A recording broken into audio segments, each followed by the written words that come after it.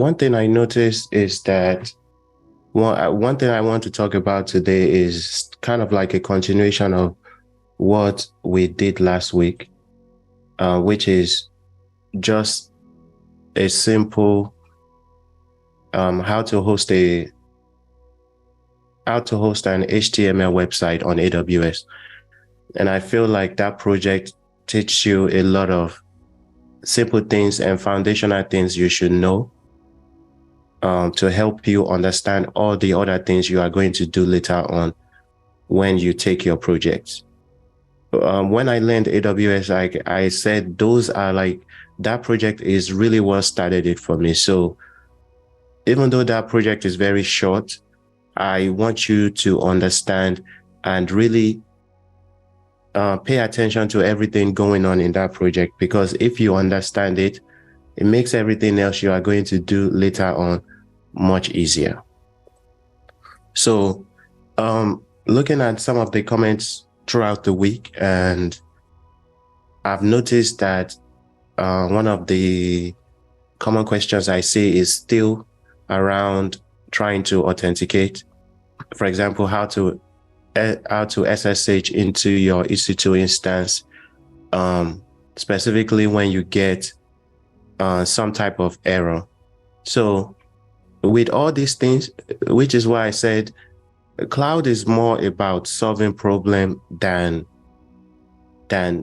doing something. You do something, but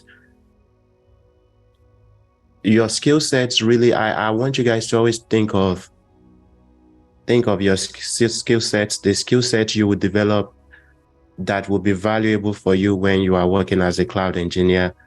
Is not so much implementing, but thinking of how to solve problems. So what I mean by that is any issue you face right now when you are working on your projects, try to create a scenario on your computer where you can try to duplicate. For example, if you see an error or if you have a question. So a common question will be, okay, if I don't have an SSH security group that is opening port 22, what type of error will I get if I'm trying to SSH into my EC2 instance? So basically, some of the things I want to put to rest where from this day moving on forward that you guys should never have issue with. Like if you are either trying to SSH into your EC2 instance, you are trying to authenticate with a key pair, you should know automatically where the error is coming from and how to fix it. So that's kind of like what I want to demo today. And it will be centering around creating your key pair and how to use your key pair to authenticate.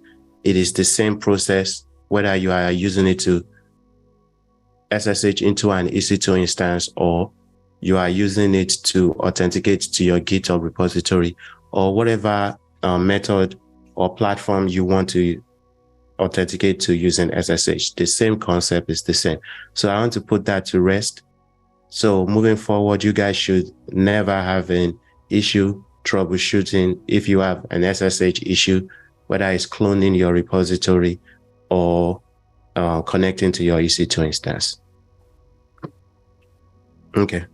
So last week, let me log into my AWS console. So last week, we discussed that anytime you are creating a key pair, two keys will be generated for you, a public key and a private key, right? So I'm going to come to my EC2 console here, and I'm going to, on the left side, I'll scroll down here. Under network and security, I'm going to select key pairs. And I should have saved the name of the key pair, but just for demo purpose, we'll create another key pair. I do have the key here. Let me see if I have it. Okay, I do have it. Right. We talked about anytime you create a key pair, two keys will be generated for you, a public key and a private key. The key that you are seeing in your AWS console is the public key.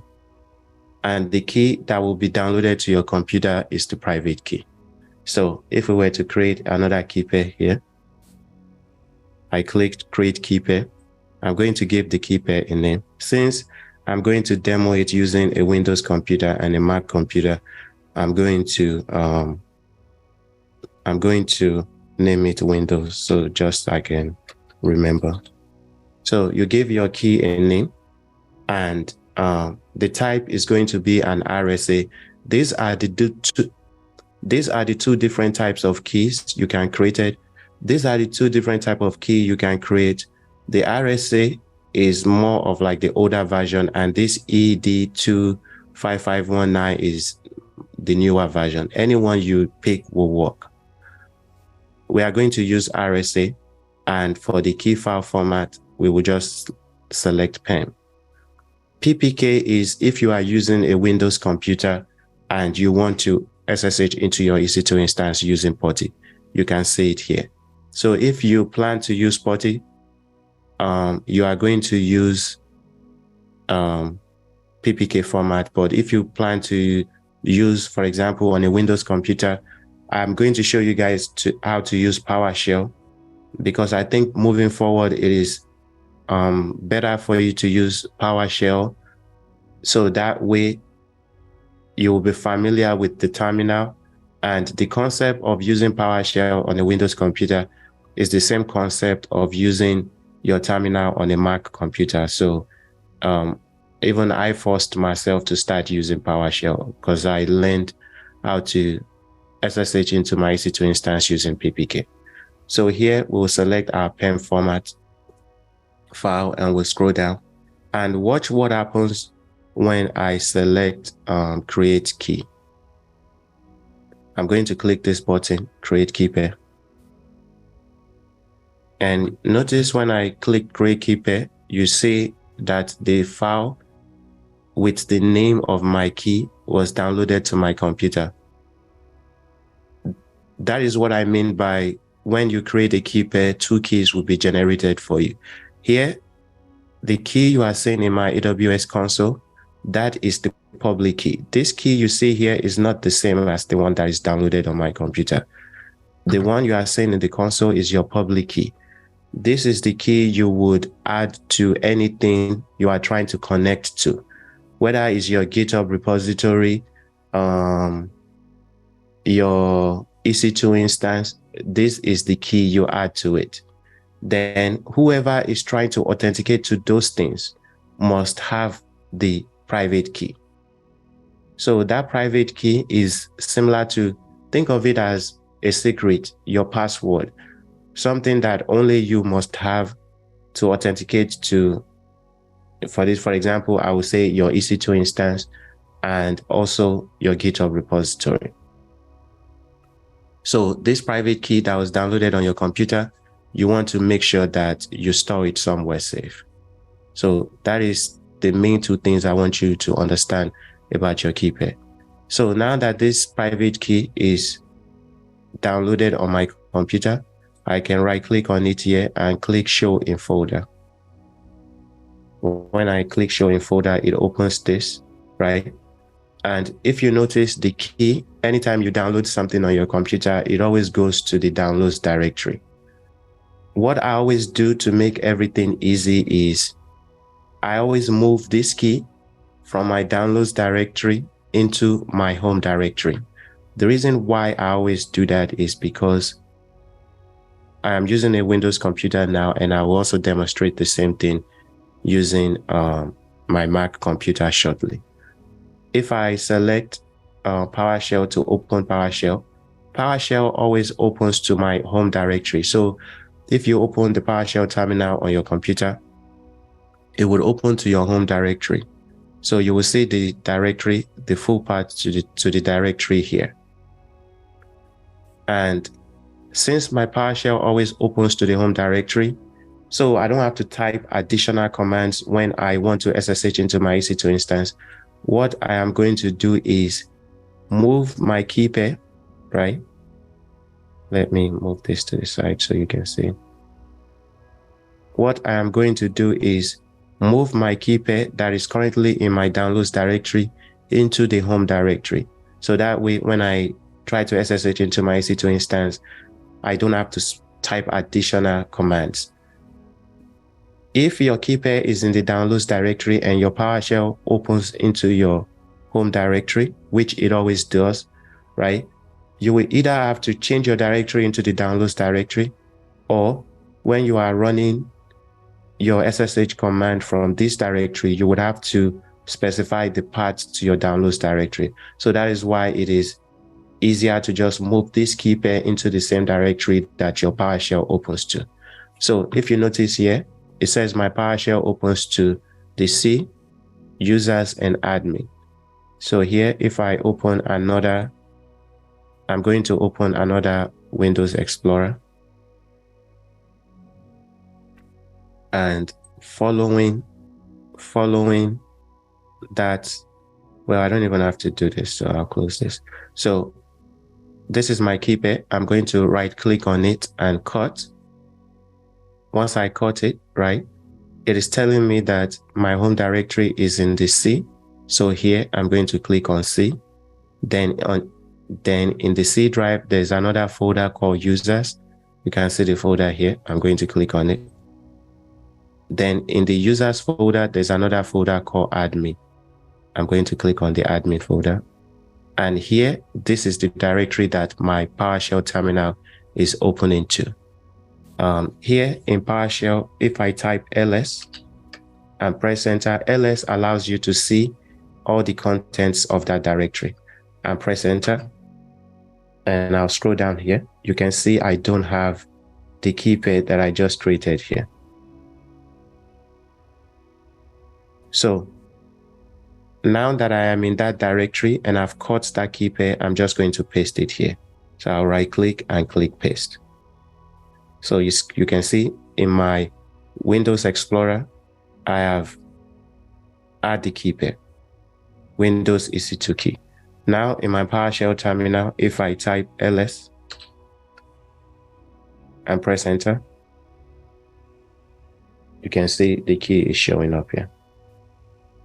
So now when I SSH, now if I close this PowerShell, for example, and I open it again, it always opens to the same directory.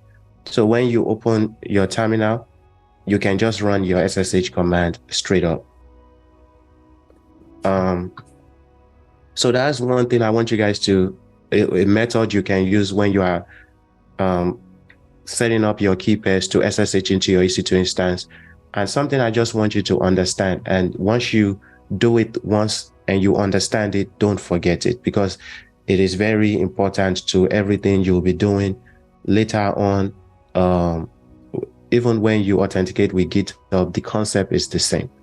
So now that I have SSH into my, now that I have added my key pair into my homes directory, we can launch an EC2 instance and see how we can use this key pair to connect to that EC2 instance.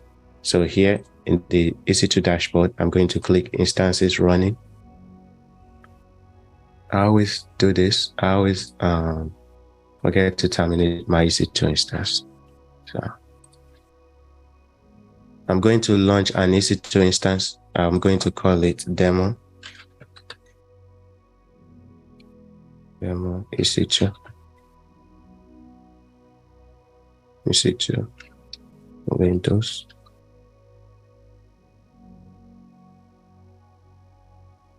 Then I'm going to scroll down. Under application and OS images, I'm going to select Amazon Linux. Then under the image AMI, select this drop down, and I want you guys to continue using the Amazon Linux 2 AMI. Don't use the 2023 AMI for now. Then scroll down. Instance type is always T2 micro because it is free. And key pair, this is where you will select the key pair you want to add to this EC2 instance to allow you to be able to SSH into it. Remember that here, when it is asking you to pick the key pair you want to add to your EC2 instance, it is the key. When you select this drop down, the keys you are seeing here are the public key, not the same as this key that was downloaded to your computer. It is the same name to allow you to match them. So which brings me to another point, that whenever you give it a name in the console and it gets downloaded to your computer, don't change the name on your computer. The name just allows you to match the keys, the public key to the private key. So here it is asking me to select the public key that must be on my EC2 instance in order to use this private key to SSH into it. So I'm going to select this public key and scroll down here. Under networking, I only have one VPC in my account now. It is the default VPC. But here, this is how you select your VPC. Once you click edit there, on this drop down under VPC, you will see all the VPCs in your account. I only have the default VPC now. I'm going to select it. Then for subnets, you'll see all the subnets in that VPC. I'm just going to pick any subnets here, because all the subnets in my VPC, all the subnets in your default VPC, and by default VPC, I mean that is the VPC that comes with your AWS account. All the subnets that comes with it are always public by default. So I will just pick any of those subnets. And here, under firewall security groups, this is another thing you have to keep in mind when you want to SSH into your EC2 instance. The first part is the key pair, which we just discussed. The second part is your security group. Connecting to your EC2 instance is usually done over SSH, since we are using the key pair, and you must open the port to allow you to SSH into your EC2 instance. So here we are going to click create new security group, and here it is asking us to specify the name of the security group. I'm going to call it I'm just going to use the same name for the EC2, so that way when I'm doing the same demo on my Mac computer, you guys can see that there is no difference. Here I'm going to give it a name. I'll call it SG at the end. So demo EC2 Windows SG, right? Then for the description, you can use the same name as the description. Then here, this is where it is important.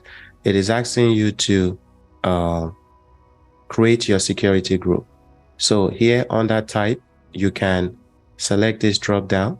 You will see all the different types of traffic you can allow. The one we want to create is SSH. So here we'll select SSH. SSH always works on port 22, and the source is anywhere. SSH always works on port 22, and on that source here, it is at anywhere. Don't ever leave your SSH at anywhere. Anywhere means anybody from the internet can SSH into your EC2 instance, but rather what you want to do is select this drop down and always limit your SSH to your IP address. So here, I'm going to click my IP. So you can see now that CIDR block has changed to my IP address.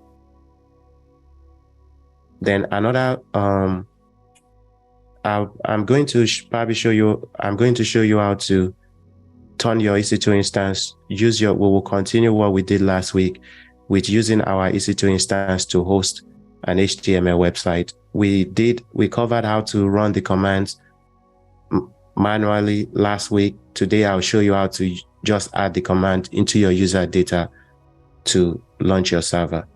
So here, to be able to see our application or website, HTML website, when we host it, we can add another security group rule on HTTP, because internet traffic always works on HTTP.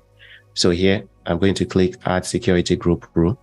Then I'm going to select this drop down again. You can find the HTTP rule here, which is here, select it. It is always on port 80. So that is why this is grayed out. You can't change it. Then under source type, you can select this drop down. Since anybody can be accessing your website from anywhere, that is why we always pick anywhere for the HTTP traffic. Remember, HTTP is the internet traffic, which means that anytime this is something you use every day.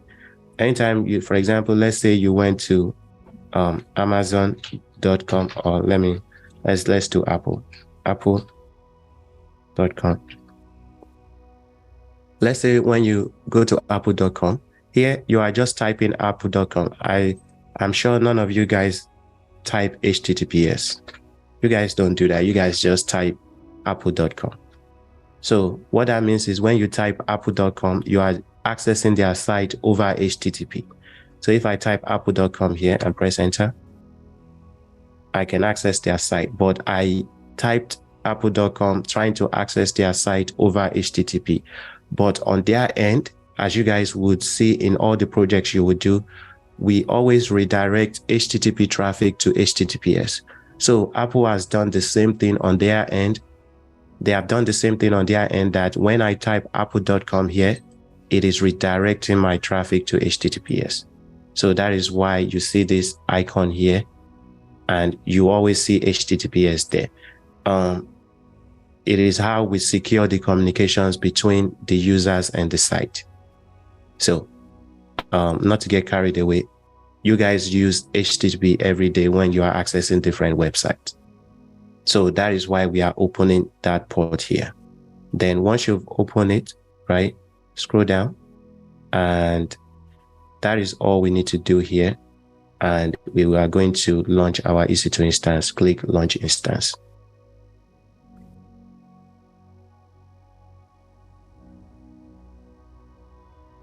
So now that I've launched that EC2 instance, I'm going to click here on the instance ID to access it. And here I'm going to refresh. Well, I'll wait for the EC2 instance the instance state to change to running. Then we will SSH into the EC2 instance. The EC2 instance is now running. To SSH into the EC2 instance here, I'm going to select the instance name. Once I check this box, let me drag this up. Under details, you are going to see the public IPv4 address of that EC2 instance. To SSH into this EC2 instance on a Windows computer, here I'm going to copy the public IPv4 address. Then I'm going to open, let me close here again. Then I'm going to open PowerShell again. PowerShell always opens to my home directory. Remember, I already add my key pair into my own directory. If I ls here, my key pair is here. So I'm going to clear my screen. So to SSH into my EC2 instance, right, we are going to run these commands, right? So the command is SSH-i.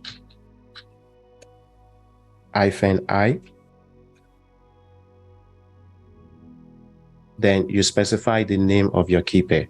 The name of the key pair we are specifying here is the name of the private key that is on our computer. So the name of the private key, I called it Windows EC2 key.pen. So here I'm going to type Windows -EC2. So what I did here is I pressed the tab key. When you are typing the name of something, right? Let me bring this back just to show you again. Remember, the key is in this directory, and I ls to show you that the key was there. So if you are typing anything, whether in Windows or Mac, here I'm typing the name of the key that I already know that is in this directory, and the name is Windows. So since the key is there, right, all I just have to type is part of the name. And if I press the tab key on my computer, it will auto-complete it for me. So this is one of the tricks you can use to type something fast, because I'm very slow at typing. So this is one of the things you can use to type a name of a key or a name of a directory that you are trying to work with much faster, whether you are working with on a Windows computer or a Mac computer. So once you've specified the path to your private key, remember my private key is in the same directory. If this private key was in a different directory, if this private key is in a different directory, I have to specify the full path to that directory. But to make it easier for yourself, always put your key pair in the same directory you are running your SSH command from, which I always run it from my home directory. Then you don't have to specify the additional part. So that is one thing I want you to note here. Then once we've specified the path to our key pair, the next thing we are going to type here is our EC2 username. So which is EC2-user at the public IPv4 address of my EC2 instance that I copied. So I'm going to right click here to paste it. This is the command to SSH into your EC2 instance. So here, if I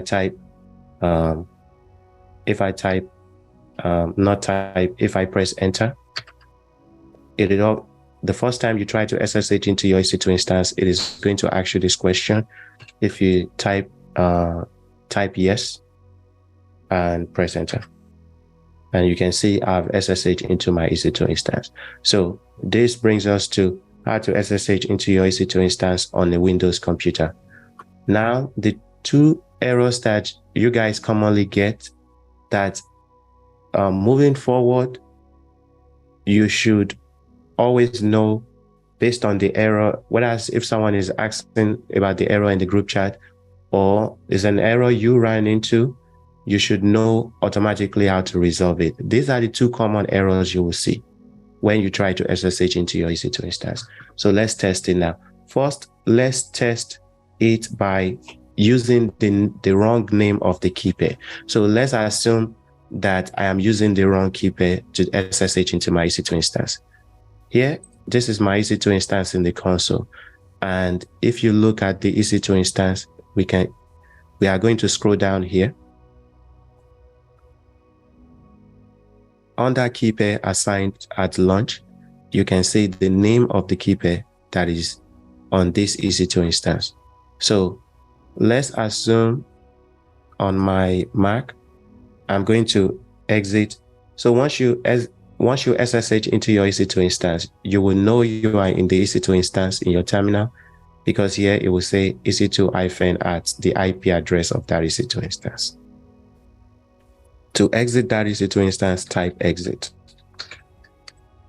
You can see now I am back into my terminal. So let's assume I want to SSH into this EC2 instance again, and I'm using the wrong key pair.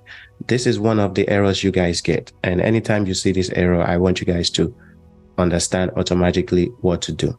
So here, I'm going to type SSH-i.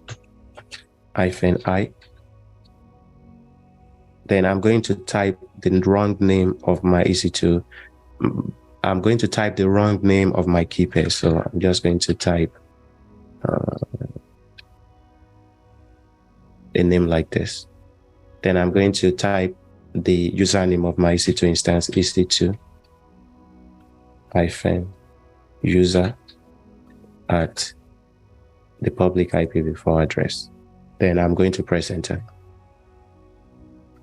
If you guys notice, you always get permission denied that has this public gssapi key testing here.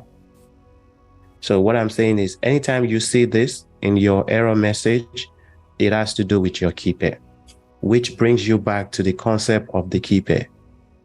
Anytime you want to SSH using key pair, your key pair is two keys.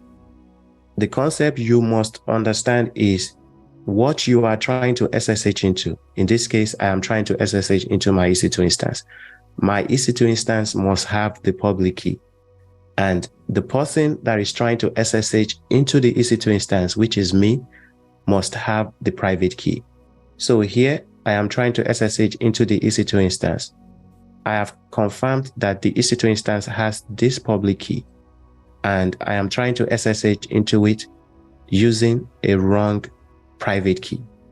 That is why you will see this error message. So that is the first error message you guys see when you are trying to SSH into your EC2 instance. So I'm saying when you see this error message moving forward, you should automatically know where this error message is coming from. This has to do with your key pair. It has nothing to do with the security group. It has to do with your key pair. So that is where you start tracing your step backs and making sure that your key pair is in the right directory you are running your SSH command from, and you are using the right private key. Okay, so now if I run the right command with the right private key, SSH-i, and the name of my key pair, Windows key.pem, and my username, EC2-user at the public IPv4 address, and press enter. You can see I can SSH into my EC2 instance. That is that. So that is how to solve the key pair.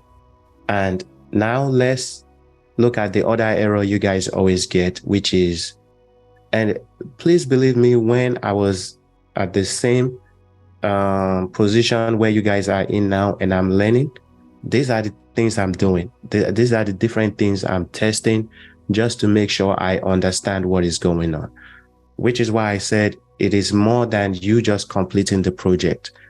Test whatever questions you have, test whatever idea you have, curiosity you have about what will happen if I do this, and see what happens, right? At this stage, don't be afraid.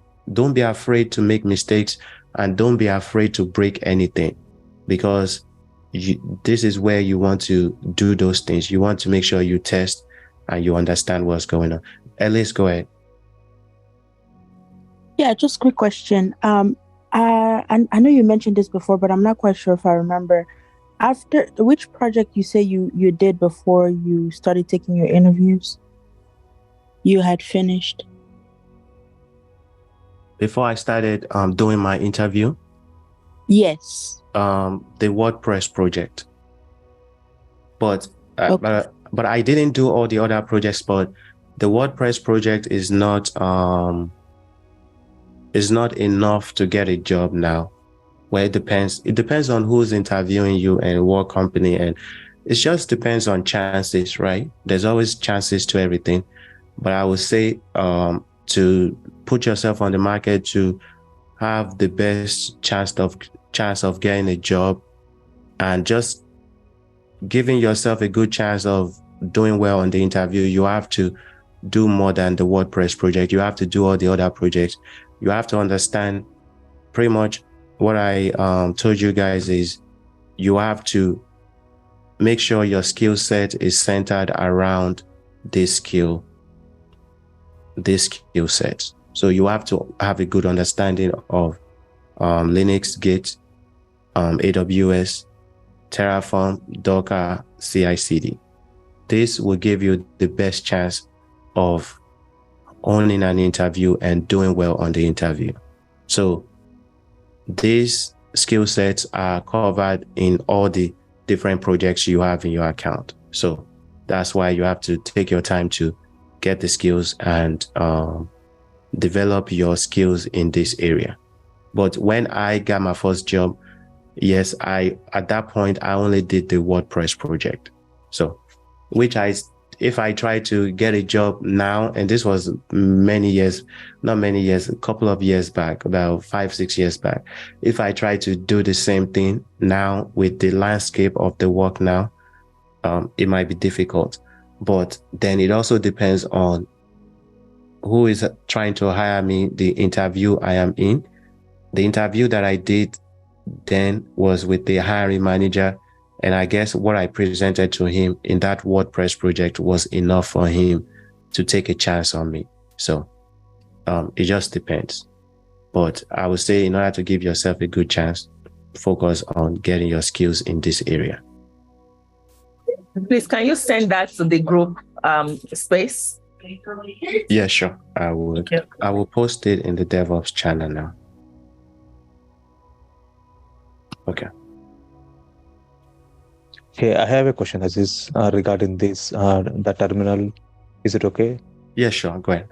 So I have seen your video on YouTube regarding the PowerShell, and so before doing this, I mean, in general, you have executed a couple of commands, like checking the status of SSH-agent. Once it started, then you have added SSH-add.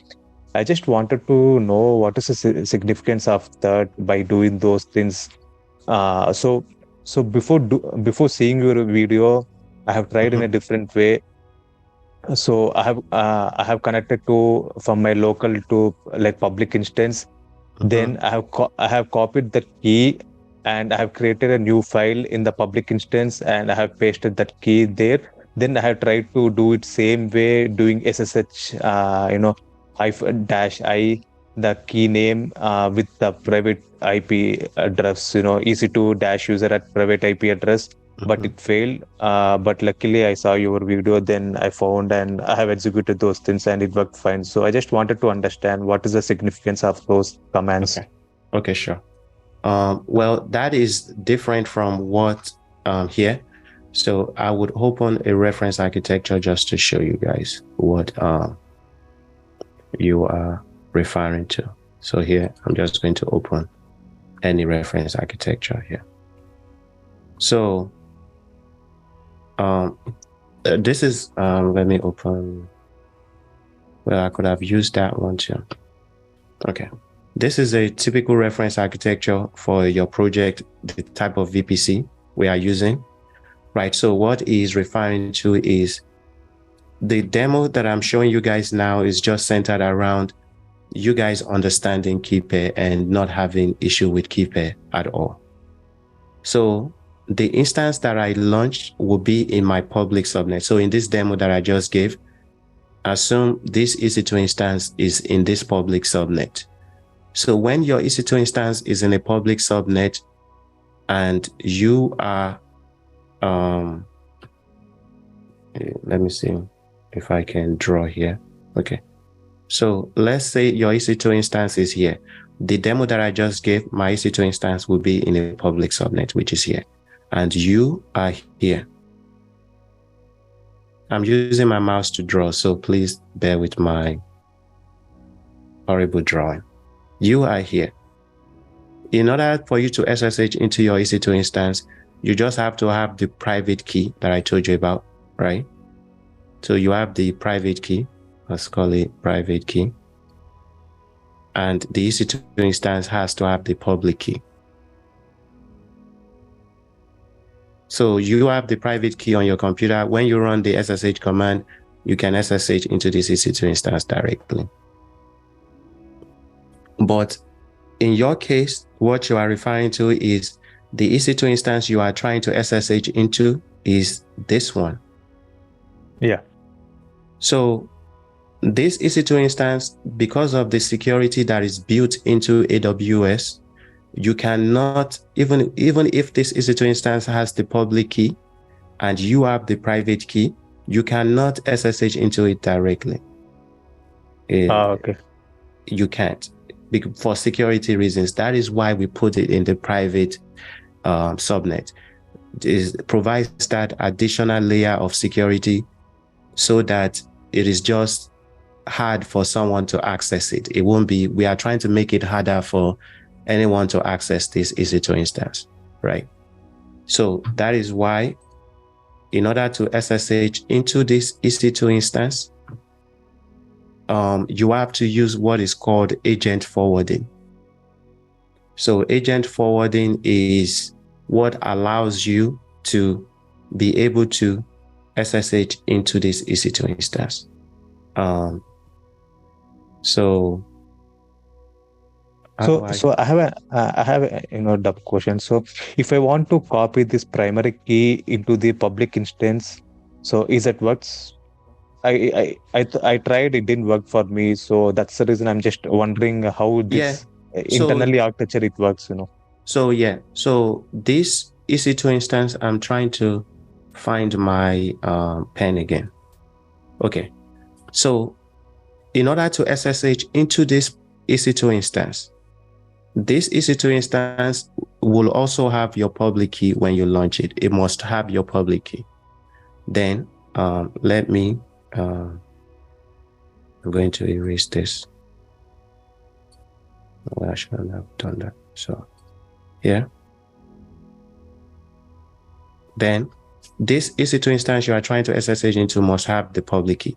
Then you can launch another instance in your public subnet. This instance, we call it Bastion host, right? And this EC2 instance must also have your public key. So you know that you are here, you have the private key. And you can SSH into this EC2 instance directly with your private key. But once you are in this EC2 instance, remember the concept that I said, this is a good scenario for you guys to understand what is going on with Key Pair.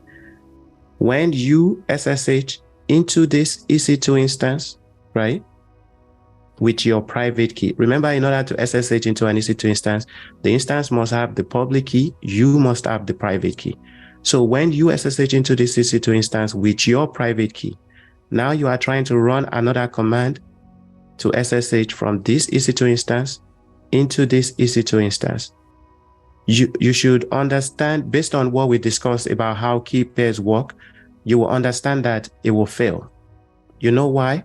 Because it goes back to the concept that I explained. In order for anything to SSH into your EC2 instance, that thing must have the private key. And this EC2 instance does not have your private key. So if I copy the key into this instance, that does work like using touch and nano commands? Yeah, if you copy the key into this EC2 instance, the private key, the content of your private key into this EC2 instance, you will be able to SSH into it. Okay, so we can do that way also. But don't do it that way. Okay. It is secure. You never want to. That is the reason why we were putting this EC2 instance in the private subnet, right? Okay. To prevent it from making it easy to making it hard to access it. So you don't want to copy the content of your private key into this EC2 instance in the public subnet. But you are right. For security purpose, you don't want to do that, but you are right that if you put the key here, it would work. So the reason why we have those, and I don't remember those commands now, but the commands you said, the reason why we have those commands that we ran to check whether to start our agent is on whether you are working on a Windows computer or a Mac computer. In the Windows PowerShell. Yeah, in the Windows PowerShell, right? But the same concept works for Mac computer too. When you are working on either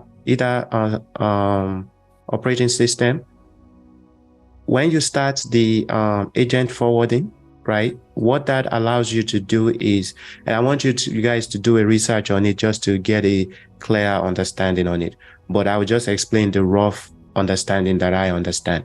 So when you start the agent forwarding on this platform, whether Windows or Mac, what that allows you to do is it allows you to put this key pair in like the memory of your EC2 instance, and basically the rough explanation of it is when you start the agent forwarding, it allows you to be able to forward the print of this private key from your local computer to this EC2 instance to your private instance. Without that, you won't be able to SSH into it. So that is how you prevent it, and it will only be temporary, like versus if you were to just permanently add the key here. You understand? Yep, sounds good. Yeah. So when you enable that agent forwarding, it allows this key to be able to go from this EC2 instance to this EC2 instance. Yeah, I did that. So whatever you said, I did that. So when we are connecting to the private instance from the public, we didn't use anything like a EC2 user or something like that. We just used SSH and then private IP address. So in that way also it works. We don't need to mention username at IP address. No, we don't. We don't. You can just use, if you type SSH hyphen, if you type SSH EC2 user hyphen, if you type SSH EC2 hyphen your user at the IP address, it will work too. And if you also type just SSH and the IP address, it will work. The reason why is because the instances we are using here is an Amazon Linux 2, right? And the instance we are also using here is also Amazon Linux 2. So since they are the same instance type, you don't have to specify the username. So let's say this one is an Ubuntu server, then you have to add the proper name. Does that make sense? Yeah, makes sense. Yeah. Answers this for explanation. No problem. Can I ask a question? Sure, go ahead. Yes, you said using agent forwarding. If I get you correctly, is that not using PGent? Yes, it is. That brings me, that's a good question. That brings me to when I say agent. Yes. Yeah. Oh, sorry, go ahead. Sorry. No, go ahead. No, go ahead with your question. Go ahead. Okay.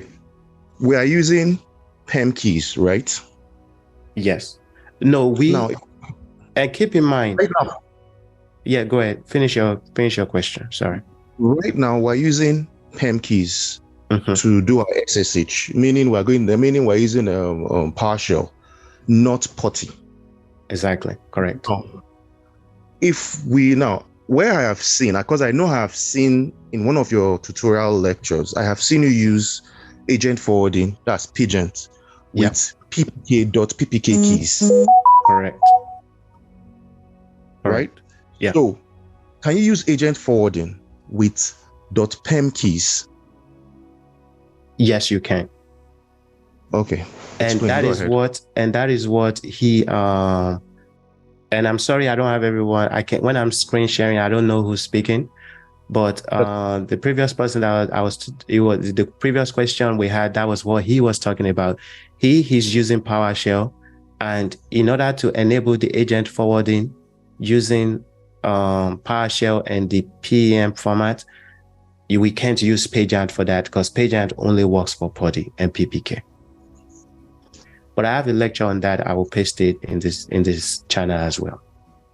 Okay. Yeah. Thank you. Again, I promise you guys, when you are walking through your cloud journey, right? What I want you guys to always understand is concepts, not so much how to do it. If you understand the concepts of what you are trying to do, I guarantee you will find the answer. Even if you don't know how to do it, you'll find the answer. So always think along the lines of concept. So here, just like both of you said, you are both right. On a Windows computer, there are two ways we can SSH into our EC2 instance. We can either use PowerShell, and I am saying that if you use PowerShell, your key pair must be in the PEM format. But if you decide to use PuTTY on your Windows computer, your key pair must be in the PPK format. But the concept is the same. It's just PowerShell uses a different key format than PuTTY. But I'll show you guys how to create a key pair on your computer, and we will examine the content of those keys. You will notice that the content of the key, whether it is a PEM format or PPK format, is the same. It's just the extension that is different. So just to even follow that concept, right? Let me, I'm just going to erase this. Just to follow that concept, remember the main concept I want you guys to understand here is when you want to SSH into an EC2 instance in the private subnet, you need agent forwarding. That is the concept you must always have. So if you are running into an issue, not being able to SSH into your EC2 instance in your private subnet, and you would get similar error message as here, you will see something like this. that means the key is not properly being forwarded through the agent forwarding to your private instance. So you have to check that you are using the right key and you have enabled agent forwarding. So for example, here I have PageAnt on my computer.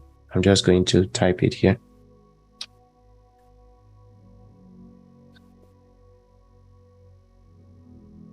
So when you select the app and open it, there is nothing going on. You won't see anything.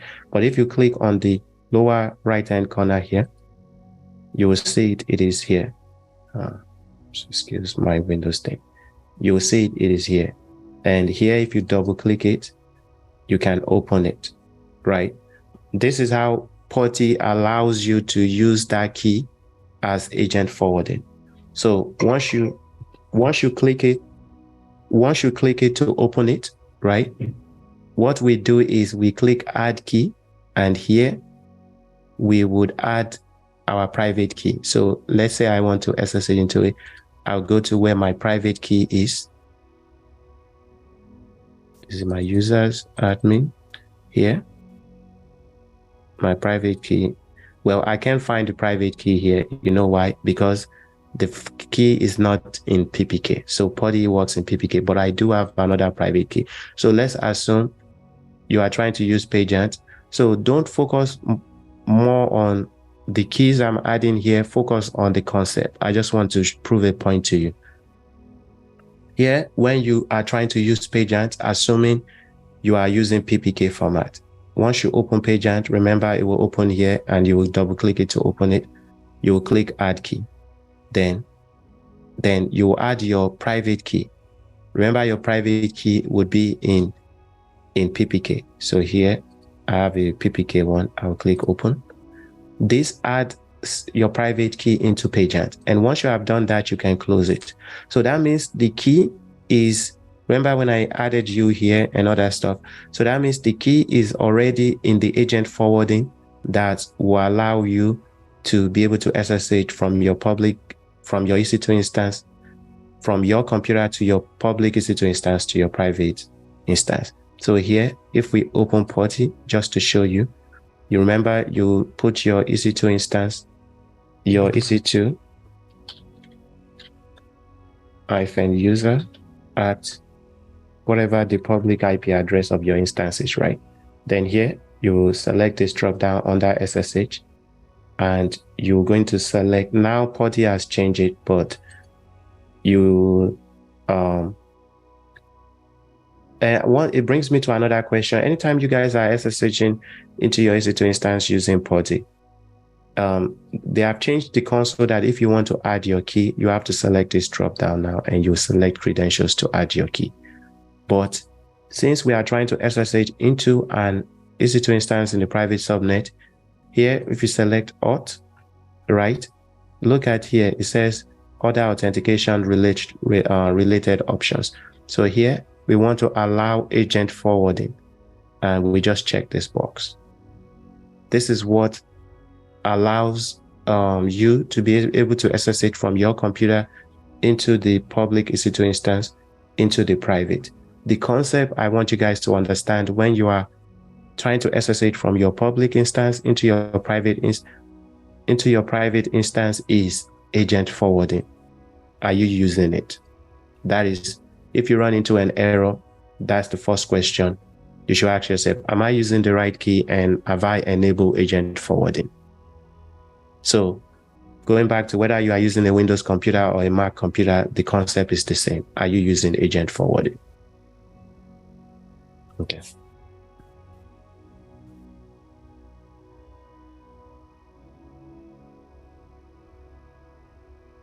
No. Someone says, do you use PuTTY too if you're using Mac? No. PuTTY only works for Windows computer. There isn't PuTTY on Mac computer. So on your Mac computer, it is just your terminal. And you don't have to, there is a command you will run to enable agent forwarding on your Mac computer. And if you go through your projects, I've included those steps in your project. So keep in mind, PuTTY is only for Windows computer, not Mac. Okay. So moving on with what I was saying. So here, when you have your key pair, another issue that you guys run into is that questions that I see is when you try to SSH into your EC2 instance. Remember I said if you get this error, it has to do with your key pair always. And another error you guys get is, for example, on this EC2 instance, if you select security, this is the security group that is attached to this EC2 instance. And here, the security group, we have enabled SSH access on port 22. So what happens if I go into this? I'm going to edit the inbound rule of the security group, and I'm going to delete that SSH access rule. So now this is the security group that is attached to our EC2 instance, and under the rules, we don't have any SSH rule allowing us to SSH into the EC2 instance. So now if I try to SSH into the EC2 instance, I'm already in the EC2 instance, so I have to exit out of it first. I'm going to clear my screen. Then if I want to SSH into it again, I'm going to, so anytime in your terminal, if you guys want to see the previous commands you've typed, this works on Mac and this also works on PowerShell. If you want to see all the commands you've typed, if you type history, press enter, it will show you all the commands you've typed. So here you can see I typed ls clear, I typed this, I typed this command and clear. This works on Windows and Mac. And if you want to see the last set of commands you typed, if you press the up arrow key, right, and you keep pressing it, it will be showing you all the commands you typed. And if you press down, it brings you, it's just like you are toggling up and down through the commands. So here, if I want to see the last command I typed to SSH into my EC2 instance, I'm going to type this. This is the command, and watch. Now that I try to SSH into my EC2 instance, I'm going to press enter. You see, it will keep just spinning and nothing will happen. So anytime you try to SSH into your EC2 instance and you get this, where it is spinning and nothing is happening, or whether you are using PuTTY and eventually it will come back, it will say timeout. There you go. So you see here, it came back and it says connection to this EC2 instance with this IP address, connection timeout. Always remember that connection timeout has to do with your security group. These are the two errors you will run into SSHing into your EC2 instance. There is no any other error I can see you running into. These are the two errors you guys run into. So I want to put this to rest once and for all. One skill set that I am challenging you guys to add to your skill sets after today is connecting to anything using key pair. Understand that in order for you to connect using key pair, what you are trying to connect to must have the public key and you must have the private key. Then the other concept that I want you guys to understand is if you are seeing a timeout error, that has to do with your security group. And if you are seeing the other error I showed you with your key, that has to do with your key pair. Do you guys have any question? Yeah, I have another question. So if we forgot to download PPK, so for example, I have downloaded .pem, and if I want to download the again PPK, we can't able to download it, right? We have to generate a new key only, right? Again? No, you don't have to. So let's say you want to download I would say it is always better to just create your key in PEM. Okay. PuTTY has a tool that allows you to convert your PEM to PPK, and I can show you. It is called PuTTY Keygen. So I have it on my computer. So you just have to go to the PuTTY website and download it. It's called PuTTY. So PuTTY is different and PuTTY Keygen is different. Exactly. There's like different app. So PuTTY is the one that you use to SSH. PageAnt is the one that allows you to use agent forwarding. PuTTY Keygen is another tool they have that allows you to convert your PEM key to PPK. So let me see. I believe I have a PuTTY. PuTTY is called PuTTY Gen. This is it. So PageAnt also is owns by PuTTY, or PageAnt is PageAnt different? is also owned by PuTTY. So still they do have option of SSH-agent forwarding PuTTY also. Go ahead. What was that last question? No, I'm saying, is there any difference between PageAnt and the option we see in the PuTTY as SSH-agent forwarding? It's the same. They work together. Oh, okay. So when we select that agent forwarding, right? In PuTTY, it is using the PageAnt we have enabled. They work together. Yeah. Oh, okay. Behind the scenes, it is enabled. Exactly. Yeah. Okay. So the PageAnt has to be running for you to be able to use that option in PuTTY that says allow agent forwarding. Because if you notice, when in the PageAnt, you have shown. We opened it and we put our key in it. Right? Oh, so you're saying if I want to select that option, I need to have PageAnt also in my system. Exactly. You need to have PageAnt on your system, and you need to have it running, and you need need to add. You make sure that the key you are trying to forward is running in the PageAnt that is running. Okay, so I got it. Just like you can see it. Exactly. Okay, I thought it's not necessary either way. It is. Okay. I got it. Yeah. So this is the generator. So let's say, I'll say moving forward, you guys should always download your key pair in PEM.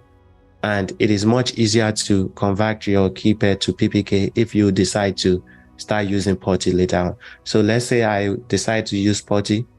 I don't want to use PowerShell anymore. You just have to go to the PuTTY's website. So if you go to PuTTY, download, just type PuTTY download. And I think is the one I always go to is this one that says greenend.org. If you select that one, it will bring you to this page, right? So here you can download all the packages that comes with PuTTY, all the different type of tools they have. If you download it here, which is what I did, or if you want to download each single one, you can download them here. So you can see here, this is the PuTTY one. They have other ones too. I don't really know what all of these do. So here, this is PuTTY, and here, this is PageAnt, and here, this is the PuTTY Gen. So they are just different tools you can download from them. Got it. So now, if you want to convert your PPK, your PEM file to PPK, once you download the PuTTY Keygen, and here you will open it. First, you are going to load your key into it. I'm going to click load, and I'm going to go where I have my private key. So my private key is in my homes directory. So here, make sure when you are here, it won't show it because here the file extension is in PPK. So you have to change it to all files. Then if I scroll down here, I'll see all the PEM files I have. I'll pick one and I'll click open. And here I'm going to click OK. So it has added the content of that key in the PuTTY Keygen. Then all you have to do here is look at what it says. You can save it. You can save it as you have the option save public key, save private key. But remember, the key we just added here is the private key. So that is why you must click save private key. Then it will ask you, do you want to add password to it. We are going to, it's asking you here, because here, let me, here, other key phrase, there's an option to add password to the key. We didn't add one. So this one message is saying, are you sure you don't want to add passphrase here? And I'm going to say, yes, I'm sure. Then it will open this for you to save it anywhere on your computer. So I'm just going to pick my downloads and I will call it Windows. Always name it the same name, so that way you know. Windows EC2 key. Then I'll click save. And that's all you have to do. Once you have done that, you can close this. So now if I go on my downloads directory, you can see I have the key there in PPK format. So if you download your key pair in PEM, you can always switch either way. You can always change it to PPK if you want to. Yeah. Yeah, makes sense. Yeah, thanks. Cool. All right. So we've covered the two type of errors you guys will get when you SSH into your EC2 instance. So remember, any connection timeout has to do with security groups. The other error that I showed you guys, this error. Well, it probably won't work now because I don't even have SSH open. But the other error that has to do with the key has to do with your key pair. So those are the two things you guys will run into. So now let's talk about working with key pair on your, just referencing my note here. So now let's talk about working with key pairs on your computer. So it's the same key pair, right? The concept of the key pair is the same key pair. AWS allows you, makes it easy for you to create your key pair in the console. And here, remember I said when you create your key pair,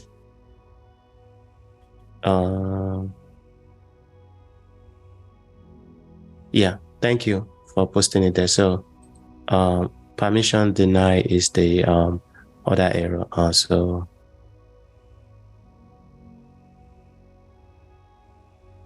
Sorry, I'm just reading something.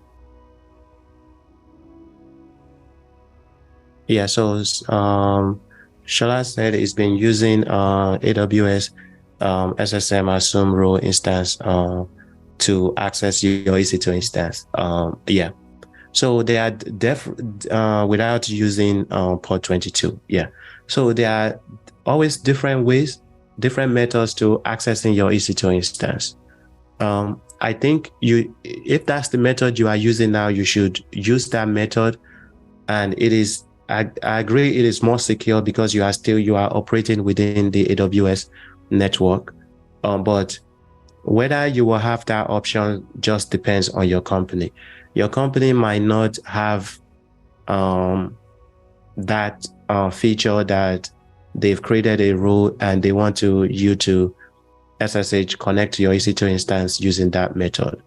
And also when you work on the platform teams that are like different teams you are helping out, there's just always different setup. So that method is good, but also understand the key pair method as well, because your company could be using either one.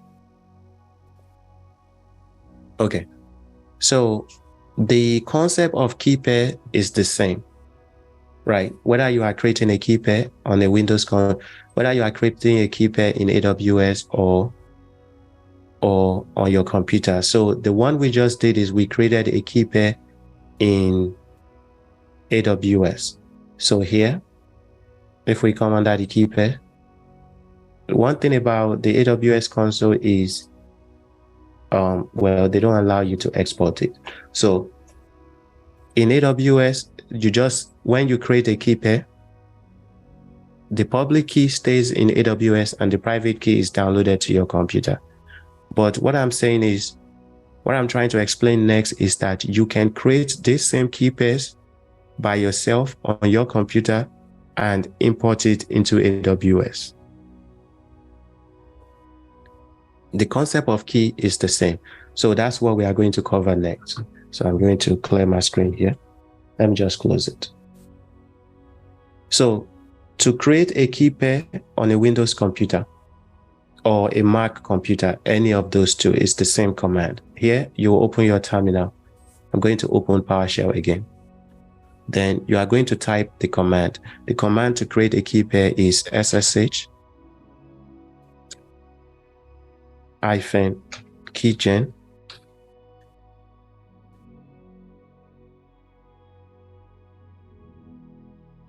space -t. Then we are going to type RSA space -b, and we are going to type 248, right? I want you to note what is going on here. Let me dock this like this. And in my console, if I was to create a key pair, right? Look at our command. Here we are saying we want to create a key pair. So we type key SSH-keygen. That is the command to create a key pair. We said the type is RSA. So here you can see when you create a key, you have the type, key type RSA. What we are doing here is not creating the key pair. Please don't be confused. What we are doing in PowerShell is not that we are creating the key in the console. We are creating the key pairs on our own computer. But I'm just showing you that, again, I always want you guys to think along of the concept. It is always the same. So let's say you want to create this ED25519. You just have to change the RSA to ED25519. So here in our command, this is the command to create a key pair. The -t means the type of key you want to create. So if you want to create RSA, you specify RSA. And if you want to create ED25519, you specify ED25519 here. Then here you will specify the byte of key pair you want to create. This is the byte just means how complicated would the encryption be for the key. So the default version, which I believe that is what the AWS one is always to, is 2048, right? So I just want you guys to always think along the lines of concept. So here, once you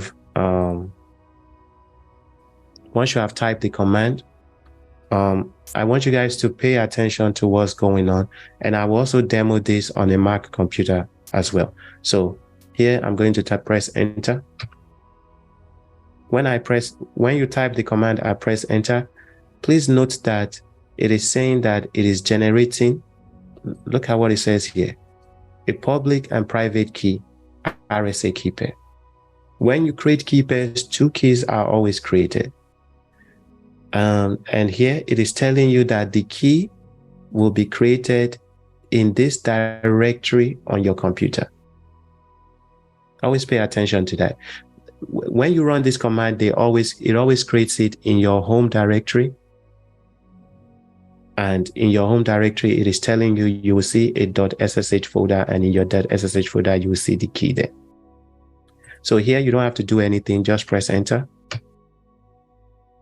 And since I already have the key pair in this directory, it is asking me, do I want to overwrite it? I'm just going to type yes to overwrite it and press enter. And here it is asking me, do I want to add the passphrase to the key? If you don't want to add a passphrase, if you don't want to add the passphrase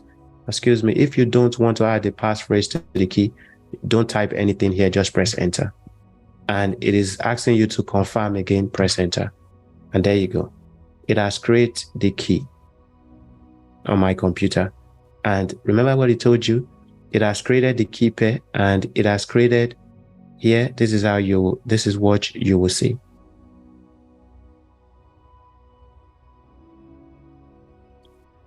That's what I'm saying. Always pay attention to most of the time in AWS, the things you are looking for is always right in front of you. And when I was doing this in the beginning too, these are the common mistake I was making too, where I was just moving through too fast through it and I wasn't really paying attention to what's going on. So we've run this command to create a key pair, and here it is telling you that it has created 2 keys for you. Here it is saying that it has created your public key. First, it told you that it will create your public and private key here. And here it is showing you where those keys are located. So it is saying your identification has been saved in this directory. So this means that, and my public key here, it's saying my public key has been saved in this directory. It always saves your private key and public key in the same directory. So this means that if I go on my home drive, so here, just to show you, I'm going to dock this next. Look at where it said it saved it. It saved it in the C. So here you select C, users,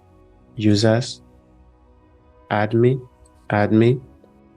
In the admin, there is a .ssh. Here, you can see the .ssh here, select it. In the .ssh, you can see I have the, I'm going to drag this out.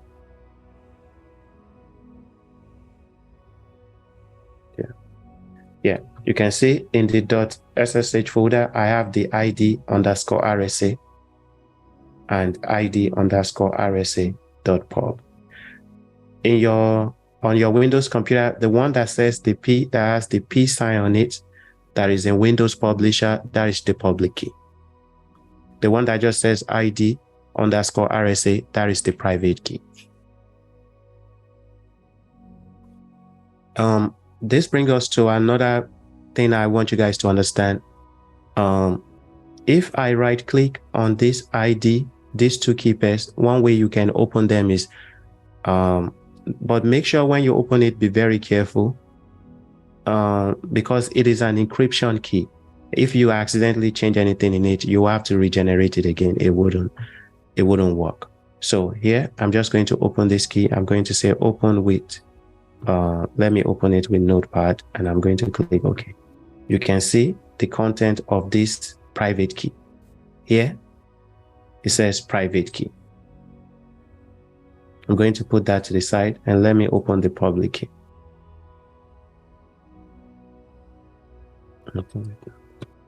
You can see that the content of both keys are not the same. So that is what I want you to understand about key pairs. Even though they are the same name, what is in the keys are not the same. And this is our public key. If you look at what is going on here, you will see that the public key you see in the console is almost the same. And the private key always has a lot more encryption in it. So that is the concept of public and private key and key pairs. Remember that whatever you are trying to SSH into must have the public key. So let's do the same thing on a Mac computer. So if you want to create a key pair on a Mac, before I do that, another thing I want to show you is like, if I delete this SSH folder, and I can do that. I've deleted that folder, right? So now I don't have my key pair.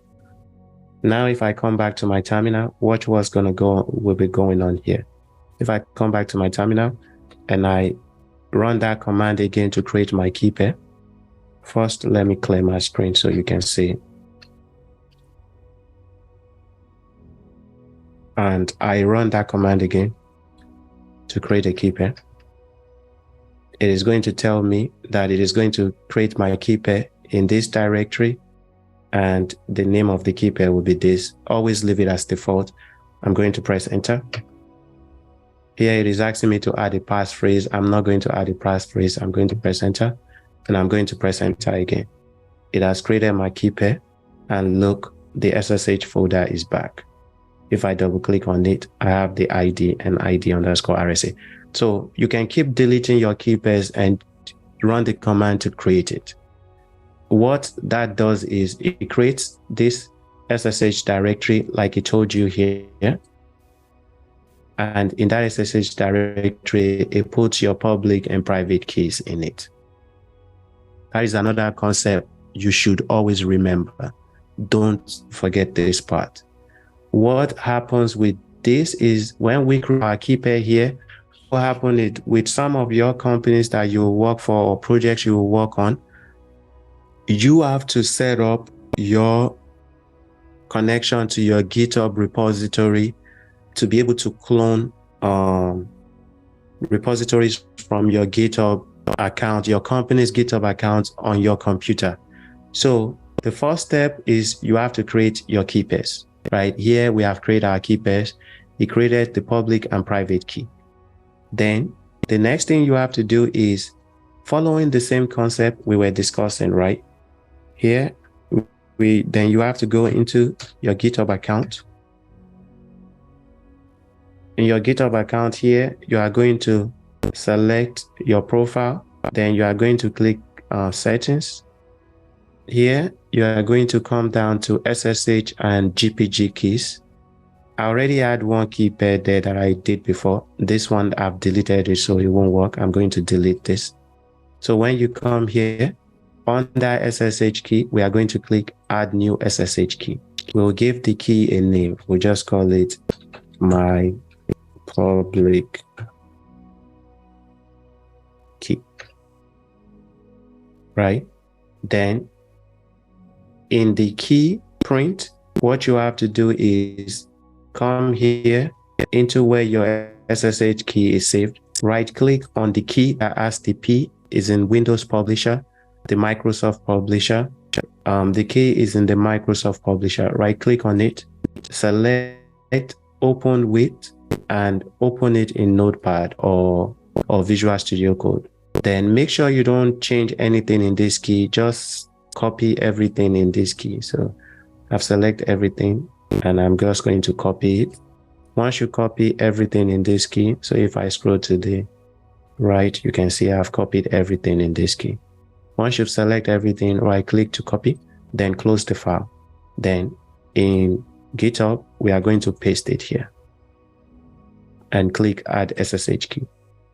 So it's asking for my password. You have to put your password in, and I have added that key. Again, this goes to the concept that I was explaining to you.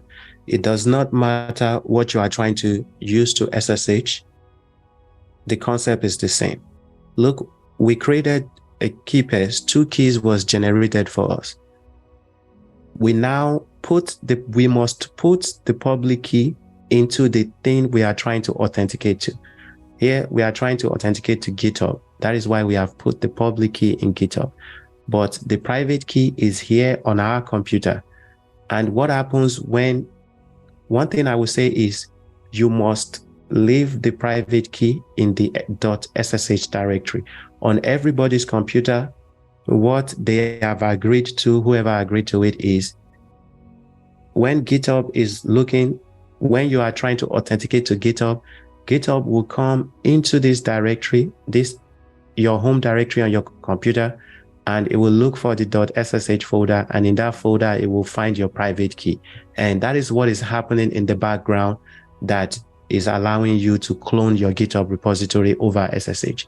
If I was to move this key from this directory into another directory on my computer, it is not going to work.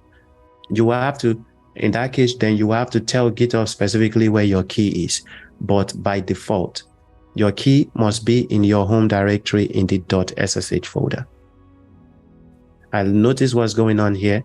We add the public key into GitHub, and the private key is in our .ssh directory in our home directory on our computer. So when we clone a repository, GitHub is going to come into this directory and verify your private key. That is what's going on in the background.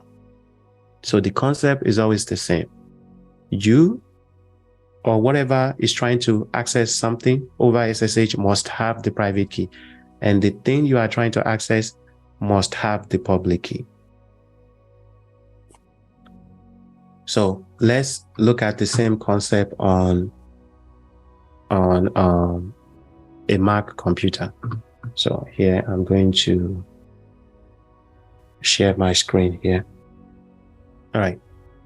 So to create key pair on your Mac computer is the same thing. So that's why I say I always want you guys to always think about the concept. The Zoom thing is in the way. I'm trying to close this. Okay. To create the key pair on your Mac computer, the first thing you do is open your terminal, and we will type the command to create our key pair. Let me make this bigger. Yeah. Then we will type the command to create our key pair, which is SSH-agent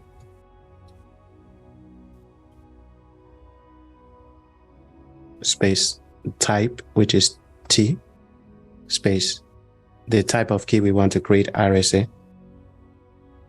and the byte of the key, which is -B, and 248.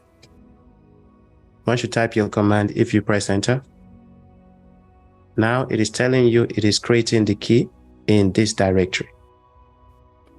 Let me show it here because I'm doing it. It is telling you it is creating the key in this directory. Always pay attention to where it's creating the key.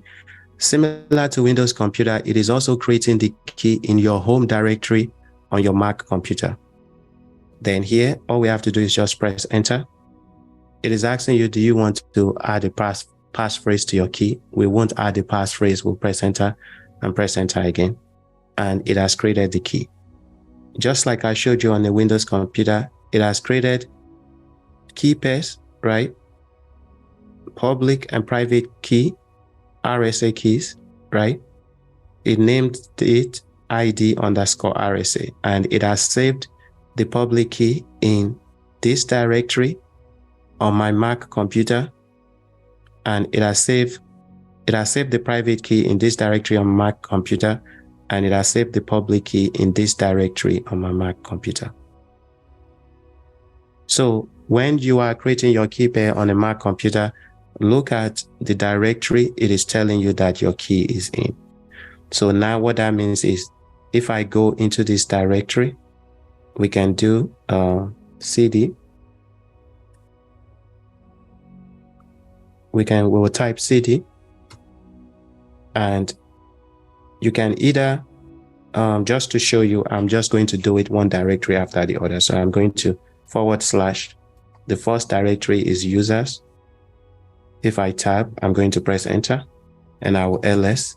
You can see in the users folder, I have a folder in there called AWS Notes. That is what you are seeing here. So I'm going to cd into AWS Notes and press enter. And if I ls, automatically, if you ls, you are not going to see your key here.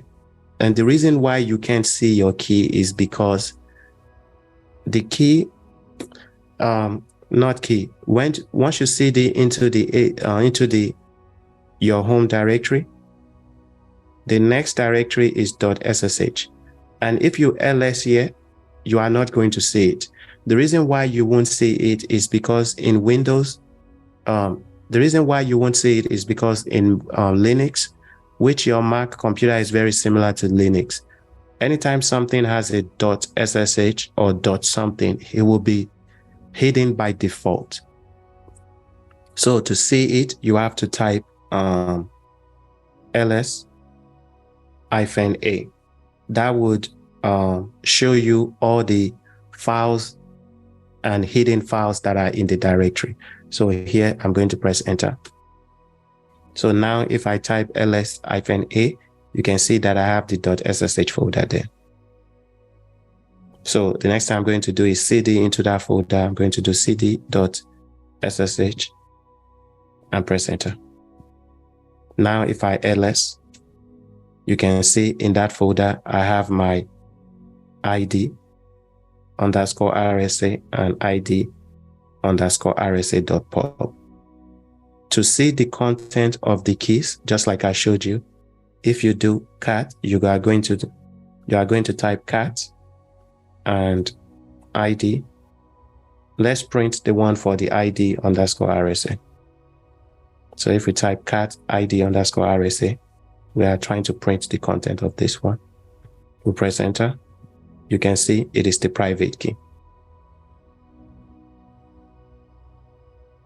Then if you want to print the public one, which is this one, what we are doing here is I'm just showing you the content of the key. So for the public one, you need the content of that key to add it to whatever you are trying to authenticate to.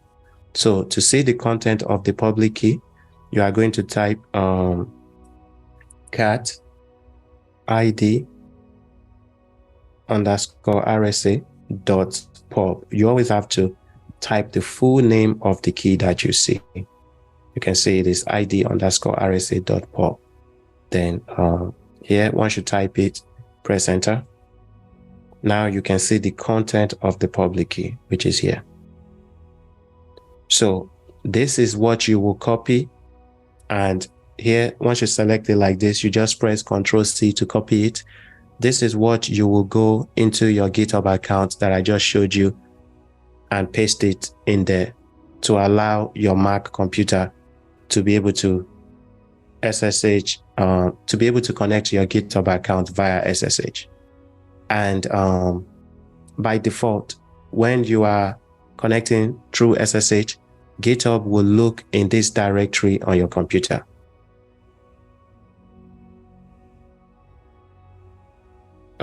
Not this, it will look in this directory, the .ssh directory, and it will look for this private key. So if you were to move this file from that directory, it is not going to work unless you tell GitHub specifically where those keys are. But by default, when you create your key pair, always leave them in this directory. So that is pretty much what I want to demo today. Well, I want to demo more, but due to time, we'll stop here. And but I think it's a good lesson to understand about key pairs and how to use them, whether you are using it to connect to an EC2 instance or you are using it to authenticate to your GitHub account. So here I will leave it. If you guys have any other questions, we still have about 17 minutes. I have a question, Azim. Yeah, go ahead.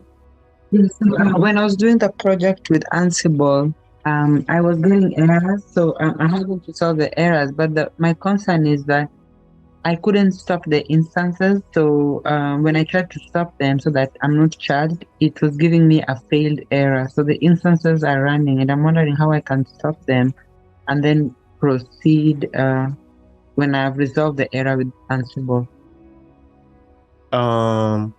So the servers you were trying to connect to with Ansible that you launched, you can't stop them? Yeah, so I did the Bastion host, the Bastion server, I did the Ansible host, and then I did the two web servers, the private AZ1 and AZ2. Mm-hmm. But when I was doing the ping to connect the servers, I got an error. So I said, okay, I'll resolve the error, but then I wanted to stop the instances so that I'm not charged, but I can't stop them. It gives me a failed error. So how are you you were trying to stop it from the EC2 console, right? Yes, from the management console. Okay. Did you make sure that you are still, because sometimes when your console is, if you leave your console running, it will time out and it will log you out, but it will still remain that way. But you have to click the refresh button to make sure that you are still logged in. Because if you try to do anything, it will be giving you those errors. So try refreshing your old page to see whether you are still logged into the EC2 console. Then you should be able to terminate them there or stop them. There shouldn't be an issue with that at all. I was actually logged. Huh? You were logged in? Yeah, I was logged in because I was able to go on to other pages and Okay. I'm just again doing it right now just so that I confirm that what I'm saying is accurate. All right. You can, if you want, you can share your screen and I can look at it for you real quick.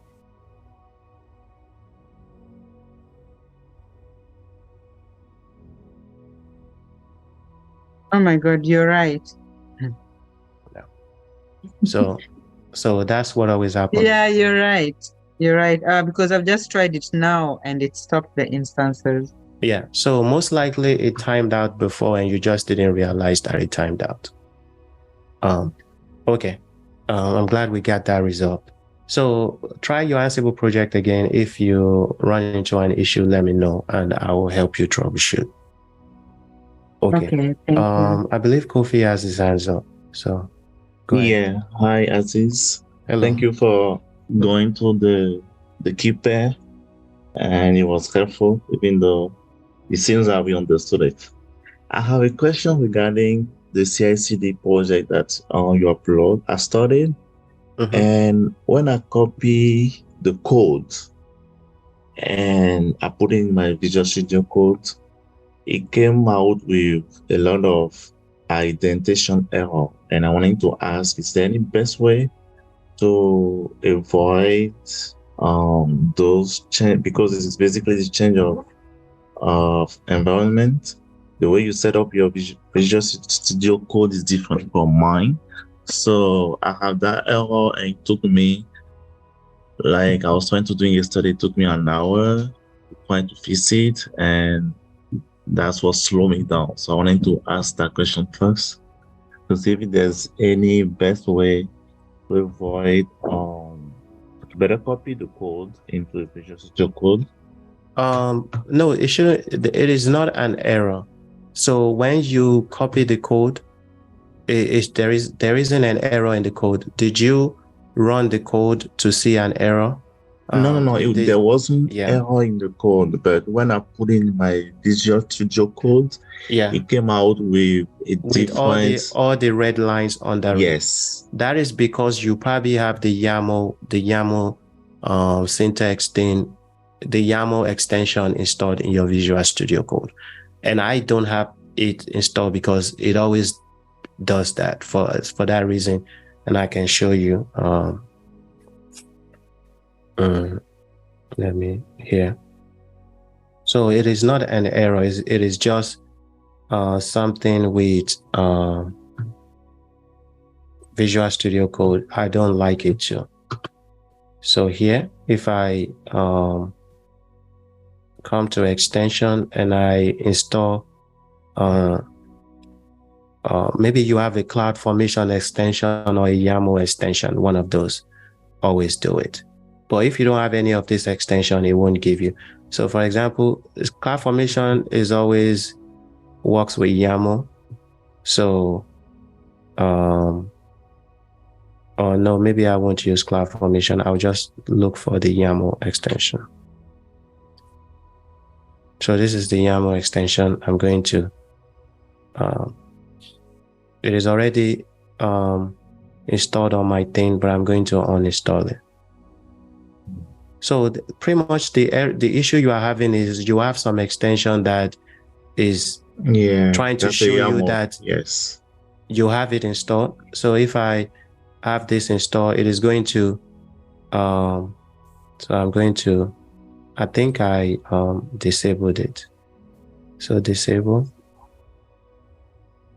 and I'm going to uninstall. It's probably not installed. Enable it.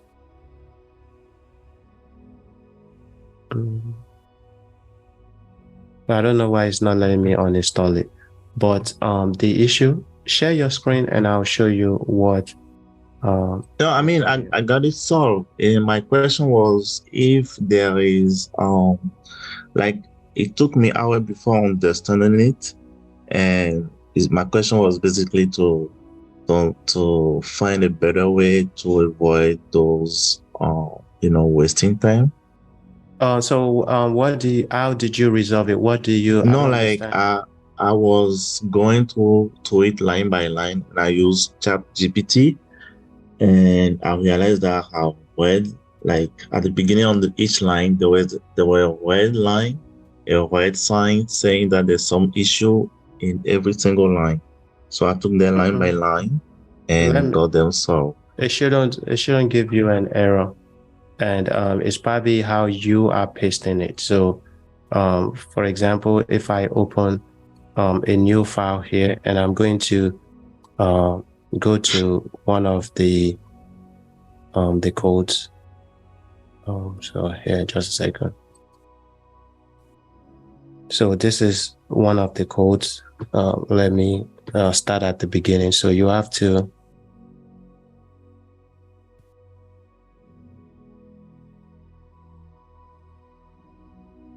let me open this one.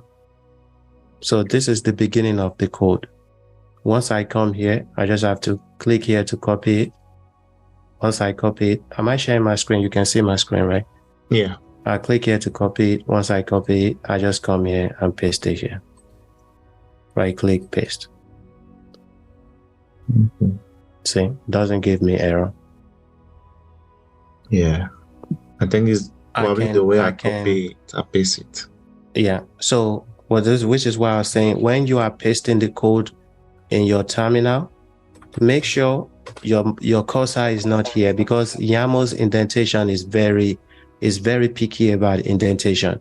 If your cursor is here and I paste my code like this, it is going to be it's going to be malfunction. So let me go to the other reference file. So you shouldn't use ChatGPT to fix it, because I've tested all that code and they work properly. So if you no, not that one. So this is the next reference file in the project. So if I copy the next one and I'm trying to paste it here, your cursor has to be in the beginning before you paste it. And if I paste it, it is pasting it properly. Yeah. But if I backspace and my cursor is somewhere here and I paste it here, it would give me an error, because it won't here. It won't. Where did I paste it? It's in working review over there. Yeah. Yeah. So somewhere here, the indentation will be off. So, and it's indented in here. I have to find it here. Well, it's still pasting it properly. So you just have to make sure you are following how I did it. So you want to don't copy your code like this. If you copy your code like this too, it would cause an error. Just copy it by clicking this box. Okay. Then when you come into your file, just press enter. Make sure your cursor is at the beginning and paste it here like this. Yeah. Thank you. So it shouldn't give you an error. And I can do it on my Mac computer just to show you that it will be the same. So this is the computer that I recorded the lecture on. Let me copy this link in the chat, and I would show you on my Mac computer. You'll see that it's the same. And on my Mac computer, I'm going to open my Visual Studio Code. Then I'm going to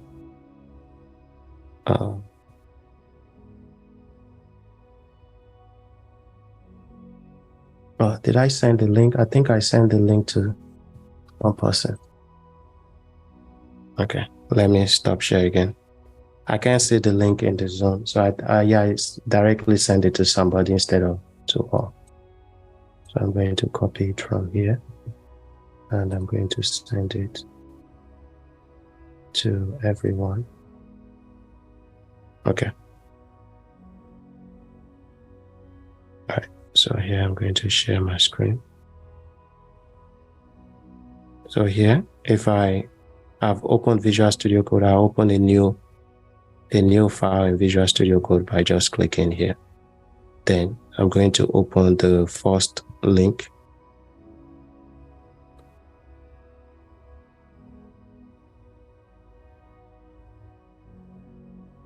Right, to copy it, I'm just going to click this. Then I'm going to come back to Visual Studio Code, and I'm just going to right click, make sure my cursor is at the beginning, and paste it there. See?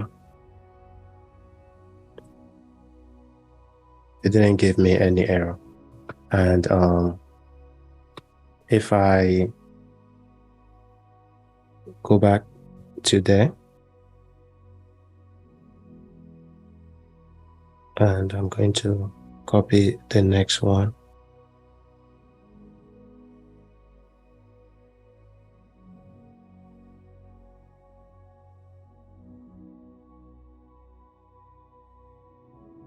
right? If I open this code, I'm going to click this box to copy it.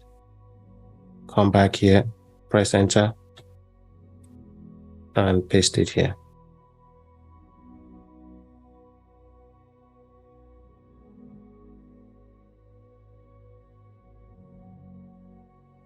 So I'm not sure how you are copying and pasting it. Yes, probably I left on the space. That's what happened. And I copy using my keyboard instead of using the.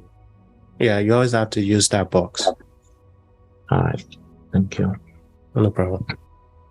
Yeah, but I've tested all the codes and everything works. So you shouldn't have any issue. And there's nothing in there that you should have any issue with. Because when I record the course, I go back and take it like a student too, on a different computer and see if I can complete it without any error. So you guys should always pay attention to when I'm however I'm doing something. If I'm telling you like copy it this way, and maybe I need to also I'll also try to always be as clear as I can that tell you to use the box instead of selecting it and copy it, because all those things could cause error. Okay. Yeah. Does anyone have any question?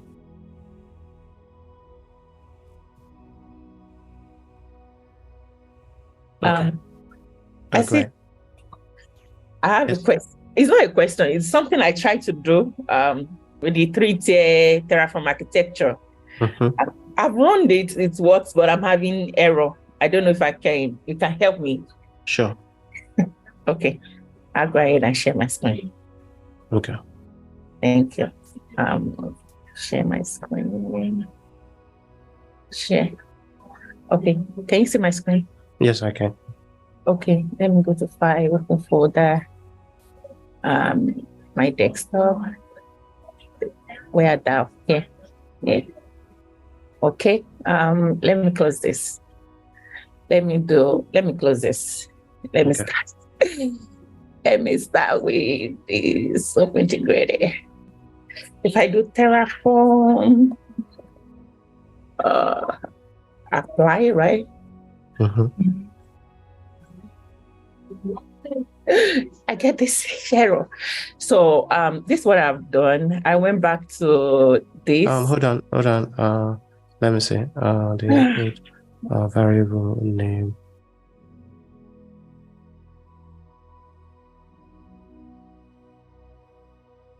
Okay. So it is AWS. Okay. This one, right?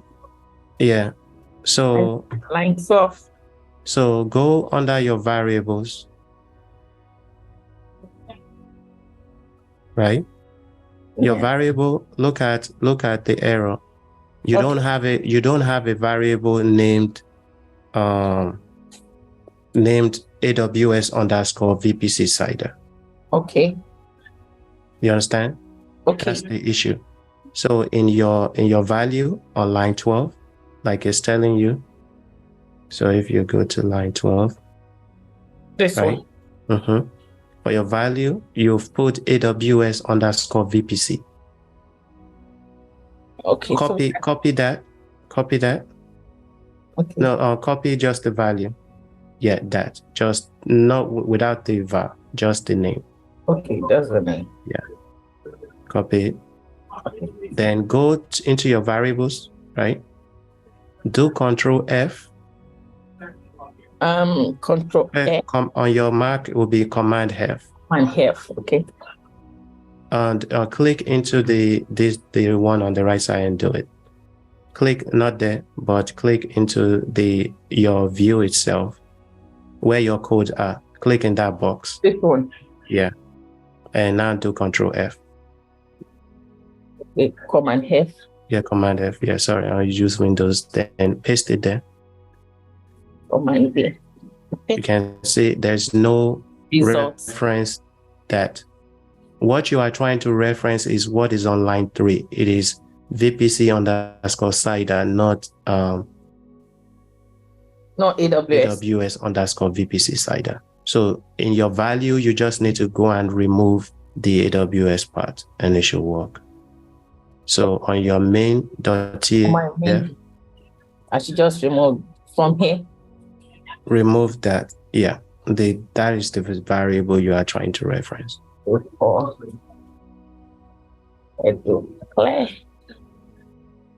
Okay, you said we should always do this. Okay. So you probably have to do Terraform in it. But... Okay. All right. Thank you. That's resolved. Another thing I'm having issues with is my okay, sorry. I have so many windows open. Is this one, right? I'm trying to 1 minute, please. So 1 minute, sorry.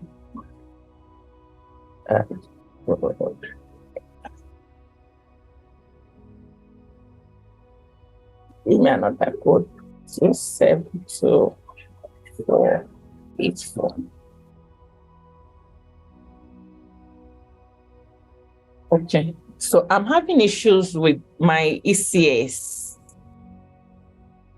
Yeah. So, yeah, this is my environment. I have the task definition. I have my cluster. If I click on this one, if I create this, it's giving me error. I'm unable to do that. And this is, from the video, it asks us to create the target group and the listener. And I deleted the listener from the application load balancer, rather. I first created the target group, which I have my listener, and I created the application load balancer using the target group I created. And then I first of all delete the listener from the application load balancer. Let me see this, reload.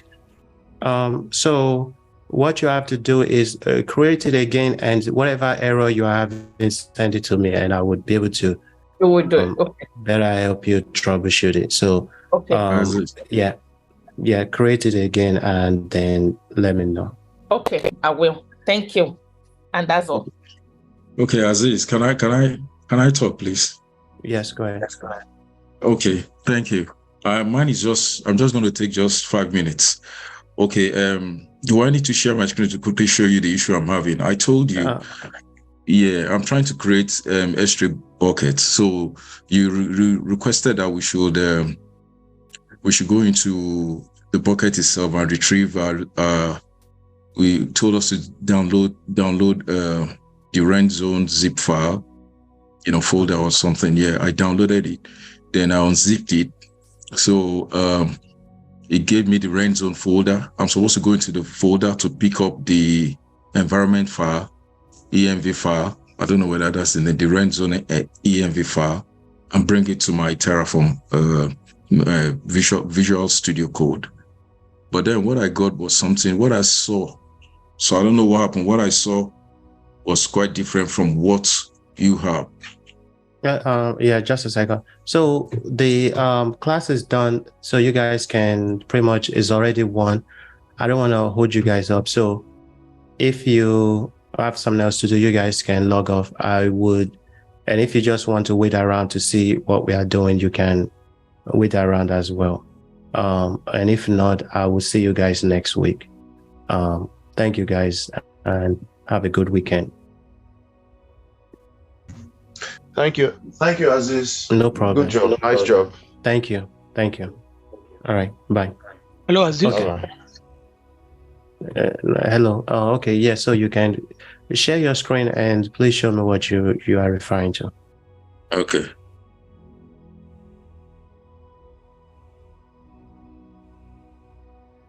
Okay. Can you see my screen now? Mm-hmm. I want to go to the video itself and okay, this is what I'm talking about. You can see this is what I'm talking. This is the rent zone. If you look at where my cursor is, you see rent zone env file. And from the video, if I scroll back, this is where we picked it from. You went to pick it from, you understand? The you showed us the pattern, all of that. So you now pick the rent zone file from here. So now when I downloaded the same use the reference you gave us, I downloaded the same zip file, went into it, took me to the rent zone folder. When I opened the folder, I couldn't find the rent zone, a similar file like this. So I don't know whether I did something wrong. This project is a two-part. That is just an environment file we are creating for our ECS service to have access to, right? You can create your own environment file in your Terraform code and add the values to it. So most importantly, this is a two-part project. The issue you are having is because since you didn't do the first part, that is why what we are doing here is not clear to you. So you have to pretty much do the first part of the project, which is completing this project in the management console for this part for you to understand this part. So what I'm showing here is just the directory. I did the first part. I have it in my, if I open my AWS now, you will see it inside my. Okay, so do you have the directory on your computer where you completed, where you have this Docker, the Docker projects with all these files, the same files that I'm showing on the screen here?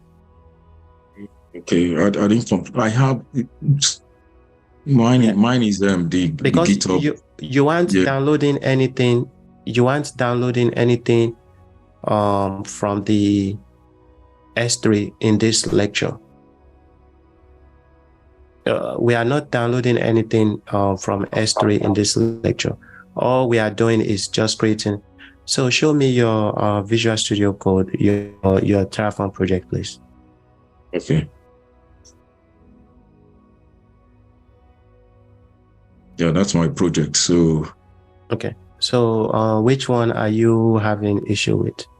So all we are doing, so you are on the lecture where you need to create that file, right? Yes, yes. So all we did in that lecture is you can create a file in all you have to do is go through that lecture, right? Create a file. You can create the file now in this directory. The file is called, just right click anywhere in your Terraform project and just click new file and give the file, make sure you are creating it in the, minimize that .terraform folder, cancel out and minimize that. I want to make sure you are, so press escape. Okay, minimize that. All right, yeah, click on it. Then click down, click away from it. See, when you do that, that means you are creating the file in the .terraform folder, because that is the file that folder you have it selected. Okay, so I should select new file. No, you have to look, you see where that .terraform stuff is grayed out. That folder is selected. So if you click new file, you are telling it that you want to create a file in that folder. Okay. So wait, okay. I clicked outside now. Yeah. Okay. Then you right click on it. Then you select new file. Okay. Then give the file a name. The name of the file, I think we called it rent zone. You can look on that rentzone.env. Yeah.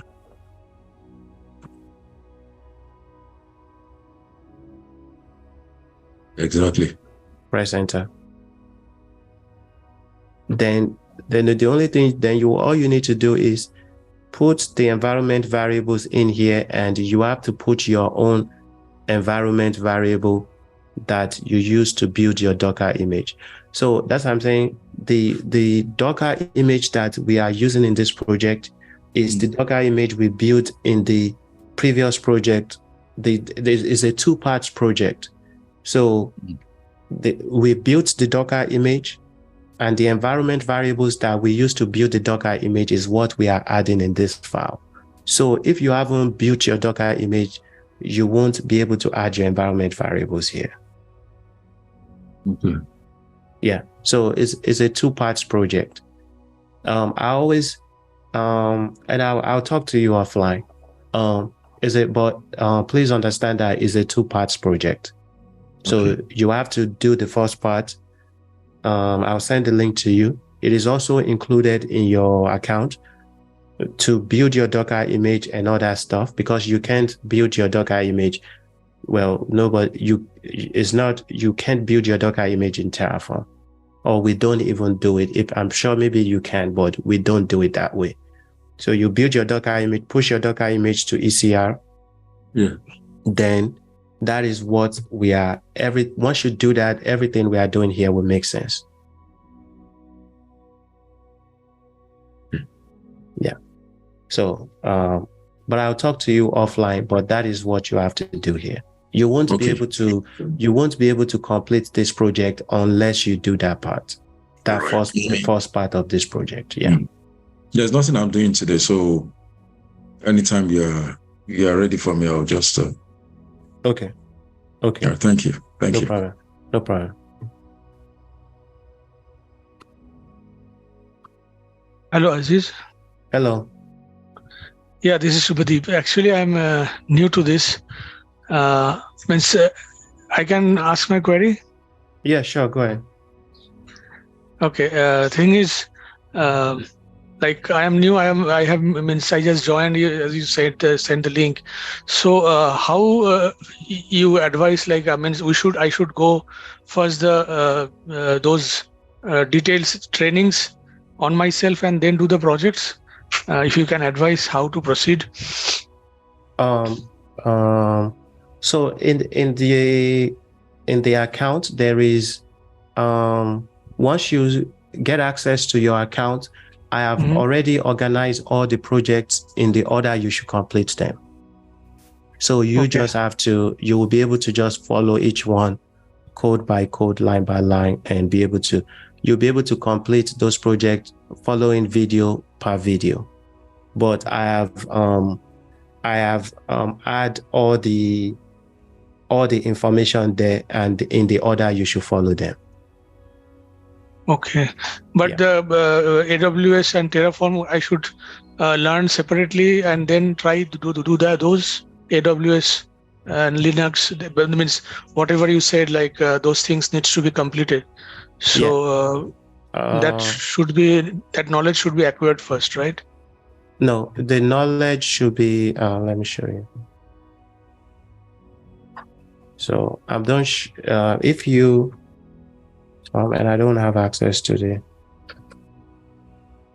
So here on the website, where I've put, for example, some of the things. If you want to if you want to learn by yourself, right? And if you don't want to like follow the program, you want to just learn by yourself, I'll say start by learning about AWS. If you want me to send specific videos to you on what to do here, I'll send it. Then you pretty much go in this order. You must, I mean, this is based on my program and what I did to learn as much stuff that I learned. I went in this order. You don't have to follow it, but in order for you to, you don't have to follow the steps that I've given you, but in order for you to understand, you must first do. So let's say if you are trying to start with AWS right now, right? Yeah. What I'm saying is I have a video on it and I'll send the video to you. What I'm telling you to do is go on Udemy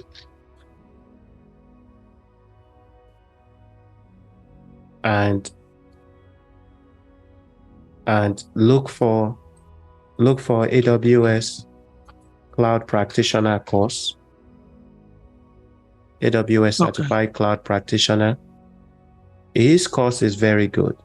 So I recommend his course. Select his course, buy this course, go through the course. Once you have finished this course, then you can do the next course you have to do is AWS Certified Solutions Architect.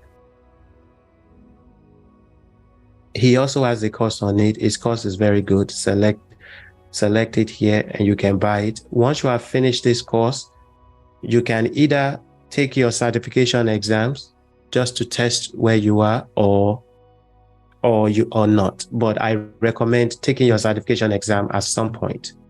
Then once you have finished those, or while you are doing those, if you have time, you can look for a Linux course if you want. Yeah. So the way I teach my program is you learn Linux from the projects we are doing. But if you want to take it a step further where you just want to get a crash course on Linux, just understanding Linux, working with Linux commands, you can get a Linux course on Udemy and take a Linux course too. So that would complete. Okay.